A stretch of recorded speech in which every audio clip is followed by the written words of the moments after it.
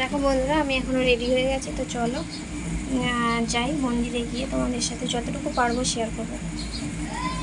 পুজো দেওয়ার জন্য আমি এখানটায় ঝুড়িতে ফল নিয়ে নিয়েছি, 5 রকম ফল। সেগুলো ভালোভাবে আমি ধুয়ে নিয়েছি। আর দেখো বন্ধুরা, আমি চলে এসেছি সোজা হচ্ছে কি মন্দিরে। আর এই মন্দিরে আমি পুজো দেব। অন্য অন্য সময় আমি অন্য মন্দিরে পুজো দিই, এই বছর আমি এই মন্দিরে পুজো দেব। আর তোমাদের সাথে সব কিছু শেয়ার করবো। তোমরা দেখতে থাকো, সঙ্গে থাকো। আশা করছি তোমাদের খুব সবার ভালো লাগবে। তো আজকে আমার ভিডিওটা দেখতে থাকো তোমরা।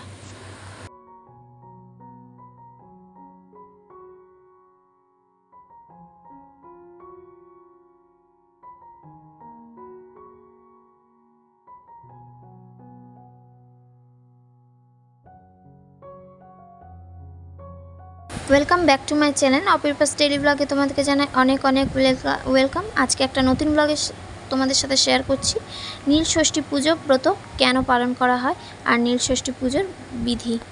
তো চলো বন্ধুরা, আজকে আমরা জেনে নিই এই ভিডিওর মাধ্যমে নীল ষষ্ঠী পুজো কেন পালন করা হয় আর নীল ষষ্ঠী পুজোর ব্রত কথা। আশা করছি তোমাদের সবার খুব ভালো লাগবে। তো ভিডিওটা তোমরা স্কিপ না করে দেখতে থাকো আর শুনতে থাকো আমার এই ব্রত কথা। এক রাজ্যে এক বামুন আর এক বামনি ছিল। তাদের 7টি ছেলে মেয়ে আর একটি মেয়ে ছিল। বামুন আর বামনি ভক্তি ভরে সব ব্রত পালন করত আর তাদের ঠাকুর দেবতায় অগাধ ভক্তি ছিল।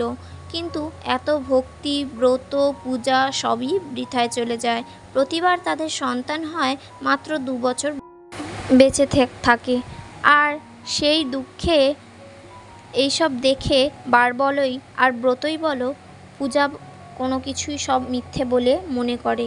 এই কলিযুগে সবই মিথ্যে। এই দুঃখ তারা নিজে গৃহ ছেড়ে তারা কাশীধামে চলে যায়। একদিন মণিকর্ণিকায় স্নান করে ঘাটের চাতালে বসে অদৃশ্যের কথা ভাবতে লাগলো। তাই দেখে মা ষষ্ঠী বৃদ্ধার বেশে সে জিজ্ঞাসা করলেন, বলি বাছা, এই দুপুরবেলায় গালে হাত দিয়ে কি ভাবছো? বামনি বললেন, আমার যে বড় দুঃখ, তা তোমায় কিভাবে বলি মা। একটা নয়, 7টা ছেলে মেয়ের মা হয়ে সকলকে হারিয়েছি। তাই বলি, বাড়ি বলো আর ব্রতই বলো, সবই মিথ্যে। কলিযুগে কি আর ঠাকুর দেবতা আছে? তখন বামনি বেশে মা ষষ্ঠী বললেন, ঠাকুর দেবতা কি কখনো মিথ্যে হয় নাকি? না বারব্রত কখনো বিফলে যায়? তা তুমি কি মা ষষ্ঠীকে মানো না তার কখনো পূজা করেছো? তিনি হলেন সন্তানদের পালক।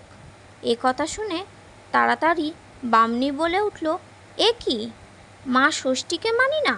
খুব মানি, বেশ মানি। বামনি বেশে মা ষষ্ঠী বললেন, সব ব্রত তো করেছো, নীল ষষ্ঠীর ব্রত করেছো কখনো? তখন বামনি বললেন, না মা, কখনো তা শুনিনি, ওর নামও শুনিনি, ওর নিয়মও জানি না। কিভাবে করতে হয় নীল ষষ্ঠী ব্রত? বামনি বেশে মা ষষ্ঠী বললেন, গোটা চৈত্র মাসের প্রতিদিন শিব পূজা করতে হয়। তারপর চৈত্র সংক্রান্তির আগের দিন উপবাসী থেকে নীলকণ্ঠী মহাদেবের মন্দিরে ঘিয়ের প্রদীপ জ্বেলে সন্তানদের মঙ্গল কামনা করবে আর মা ষষ্ঠীকে ভক্তি ভরে প্রণাম করে তারপরেই জল খাবে। নীল ষষ্ঠী ব্রত করলে সন্তানদের কখনো অকল্যাণ হয় না, এই কথা বলে মা ষষ্ঠী অদৃশ্য হলেন। বামনি কাশীতে থেকে চৈত্র মাসের প্রতিদিন শিব পূজা করতে থাকলো। চৈত্র সংক্রান্তিতে শিবের পূজা দিয়ে শিবের ঘরে ঘিয়ের প্রদীপ জ্বালিয়ে মা ষষ্ঠীকে প্রণাম করে তারপর উপবাস ভঙ্গ করে জল গ্রহণ করলো। দেখতে দেখতে আবার বামনি গর্ভবতী হলো। তারপর 10 মাস 10 দিন পরে সোনার চাঁদের মতো এক ছেলে জন্ম দিল। ক্রমে ক্রমে অনেকগুলো ছেলে মেয়ে হলো বামনের। আর কাশীতেও তারা খুব নামডাক হলো। টাকা পয়সা মোহর হিরেতে ঘর ভরে গেল। নীল ষষ্ঠীর ব্রত পালন করার ফলে আবারও তার সোনার সংসার পরিপূর্ণ হলো। বামনি ক্রমে ক্রমে নীল ষষ্ঠীর ব্রত পালন করতে লাগলো আর সবাই খুব ভক্তি ভরে নীল ষষ্ঠী ব্রত করতে লাগলো। আর এইভাবেই মা ষষ্ঠীর কৃপায় মর্তালোকে নীল ষষ্ঠীর ব্রত প্রচালিত হলো। ব্রত ফল, এই ব্রত সম্পাদন করিলে পুত্র কন্যাগণ অকাল মৃত্যুতে হইতে পরিত্রাণ লাভ করে। অতএব নীলষষ্ঠী ব্রত সমাপ্ত হইল।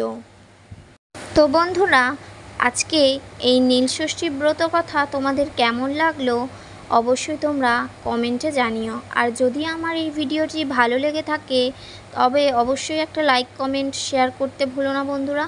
আর আমার চ্যানেলে নতুন যারা বন্ধুরা আসছো তাদের যদি ভালো লেগে থাকে অবশ্যই আমার চ্যানেলটিকে সাবস্ক্রাইব করে পাশে থাকা বেল আইকনটি প্রেস করে দিও, যাতে পরবর্তী ভিডিও নোটিফিকেশান তোমাদের কাছে চটজলদি পৌঁছে যেতে পারে।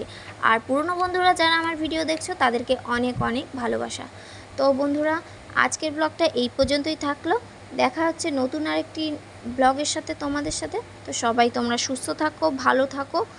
আর তোমাদের কীরকম ধরনের ভিডিও পছন্দ অবশ্যই কিন্তু তোমরা কমেন্টে জানিও, তাহলে আমি সেরকম ভিডিওই তোমাদের সাথে শেয়ার করব।